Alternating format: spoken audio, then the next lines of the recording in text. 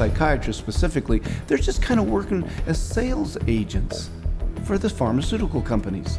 There's nothing like another doctor touting the benefits of your drug to drive market share. They're an extended part of the marketing arm of these companies. Medications play a primary role. We give drugs. Medication is a must. There's a lot of new medications. There are medications available for treating GAD. Medications to use for PTSD. Antipsychotic medications. Atypical antipsychotics. Benzodiazepines. Stimulants. Antidepressant medications. MAOIs. Amphetamines. Anticonvulsant medications. Once the medications have been balanced out, then we move on to a combination of 3 medicines. There's no absolute limit that is set for the number of medications. There are so many choices. Apparently, we're willing to try almost anything.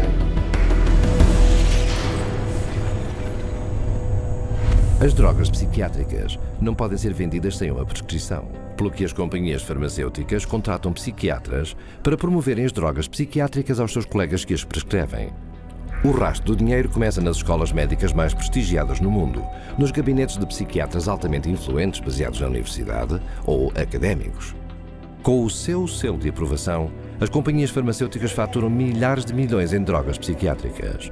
There are a lot of academic psychiatrists especially who have ties to 10 or 15 or 20 different pharmaceutical companies, and so they're making a very large amount of money. Whether they're professors or whether they work at big, medical institutions, those drug companies will make sure that they've got them on the payroll somehow. They'll have this person feed this information to their other peers, but it's all being motivated through monies being funded by pharmaceutical companies. About 40% of the early stage marketing dollars for pharmaceutical companies go straight to these thought leaders, psychiatrists.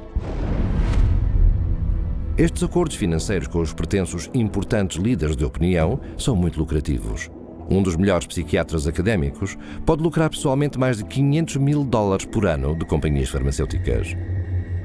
These people are still considered the stars of their medical centers because they bring in all this great money from the pharmaceutical companies, and that helps keep the coffers of the medical center full. Universities receive a lot of money from the pharmaceutical industry.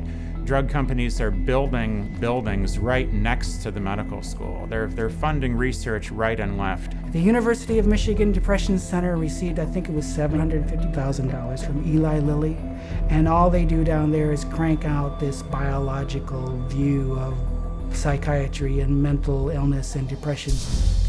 Com os psiquiatras académicos a receberem milhões em dinheiro de drogas para as suas universidades, não é surpresa alguma que o currículo da escola se baseie nas drogas psicotrópicas.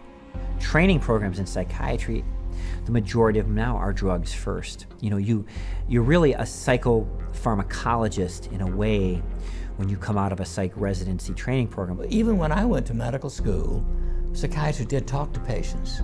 Now all they do is write a prescription and send them away. A psychiatrist is trained for one purpose, to administer psychiatric drugs. Os psiquiatras académicos não só disciplinam os futuros médicos a prescrevê-las, eles também promovem estas drogas aos seus colegas. Primeiro, ao criar estudos de experiências clínicas passados como pesquisa imparcial, que promove tanto uma desordem psiquiátrica inventada como a droga para a manejar. Estes estudos são postos em jornais profissionais para serem lidos pelos seus colegas e citados nos meios de comunicação. Mas o que os leitores não sabem é que cerca de 50% das vezes esses psiquiatras nunca participaram nos estudos. One of the most unethical practices we're aware of is ghostwriting of journal articles, where somebody at the pharmaceutical company will write the paper and the academic physician will put his name on it and get it published in a major journal when he maybe changed 3 or 4 words in the whole article, and the article was basically written as a marketing tool by the drug company, and yet this academic puts his name on it as if he's the author. He has had no part in the study, and also he probably hasn't even read the study results, but he is prepared to receive $10,000, $20,000 to put his name at the front of the research, which gives it added authority. Escrever em nome de outra pessoa é tão comum que mesmo o psiquiatra que dirige o Departamento de Avaliação das Drogas Psiquiátricas na FDA anexou o seu nome aos que escrevem artigos em nome de outras pessoas. The average physician picks that up and reads it.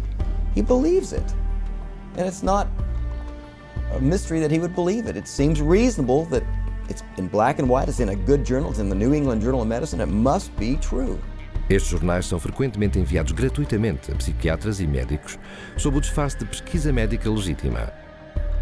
E por que é que são gratuitos? Porque os anúncios das drogas farmacêuticas reúnem grandes rendimentos para os seus publicadores. So if you go through a medical journal, you'll see page after page of advertising for bipolar disorder and treatment of using medications, or advertisings for depression and treatment of using medications, schizophrenia. So it's really everywhere. I remember just a couple of years ago, the first time I opened the journal from the American Psychological Association called the APA Monitor, and there was a multi-page ad, high gloss, very expensive for Concerta, which is time-release Ritalin. I resigned from the American Psychological Association. I wasn't going to be part of this whatsoever. It's very hard when your major source of income is advertising and advertising placement to write an article that's negative about a particular drug and expect that company to continue to buy ads in your medical journal. So that's a major issue. Mas os importantes líderes de opinião psiquiátricos não estão satisfeitos com o encher jornais com artigos escritos por outra pessoa. Eles também espalham a doutrina de drogas psicotrópicas nas conferências em Educação Médica Contínua, ou CME.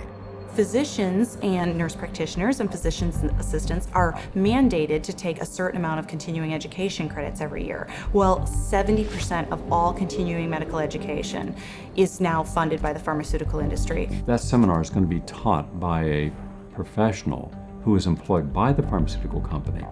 The very nature of where someone is giving you your support means you are biased to that person's side. Many physicians and many psychiatrists who attend medical conferences don't know that when they go to that conference meeting that's about antidepressants, antipsychotics, and it's generally an academic psychiatrist who's speaking, they don't realize that person's probably making about $10,000 for that 1-hour speech. Mas não precisa de ser um psiquiatra académico para obter uma fatia do bolo. Os psiquiatras que prescrevem muitas drogas psicotrópicas são recompensados generosamente pelos representantes de vendas farmacêuticas por apoiarem o negócio local. Psychiatrists, especially high prescribers, are targeted and gifted extensively by the industry. Now that gifting is where you need to get specific. That was not unusual during our marketing conversations to say, well, what's our top drug writer? You know, who's the doctor that's prescribing the most of this drug? Well, you know, let's send them to the Kentucky Derby. We offered trips on some occasions to come out and hear a 2-hour talk, but it happened to be on a nice island in Hawaii. There were a lot of things that we did day in and day out to try to get the doctors to write our drugs, or in my case, to write for the psychiatric drugs. We did a lot of lunches and dinners, and we brought in speakers, and those speakers were obviously paid by us, and we would wave, you know, renowned studies at them from renowned journals. But of course, we would never say that these studies were paid for by our company, and that it was written by a ghostwriter who was paid by our company, or that our company tends to do a ton of advertising within that particular medical journal. We would never say that. Com mais de 300 milhões de prescrições de drogas psiquiátricas escritas anualmente, os psiquiatras que mais prescrevem são ricamente recompensados por abrirem novos mercados. Eles recebem até 25% mais dinheiro das companhias farmacêuticas do que qualquer outra especialidade médica, uma média num estado de mais de $45 mil pelo melhor psiquiatra por ano. Psychiatrists get more kickback from the pharmaceutical companies than any other branch of medicine. The profession of psychiatry couldn't keep its journals afloat, couldn't keep its conferences afloat, couldn't keep its organizations afloat without money from drug companies. The drug companies really have psychiatry in their pocket. This is a profession whose diagnoses have been heavily influenced by people who are heavily influenced by the pharmaceutical industry, and whose treatments are almost exclusively these days pharmaceuticals. We should be able to count on them. I do not believe that we can. Devido à promoção incessante pelos psiquiatras, a prescrição de drogas psicotrópicas espalhou-se não só pela psiquiatria, mas por toda a profissão médica. Mas esta campanha promocional tem uma segunda vertente que forra os bolsos dos psiquiatras mais do que qualquer outra. E esta visa-o diretamente a si.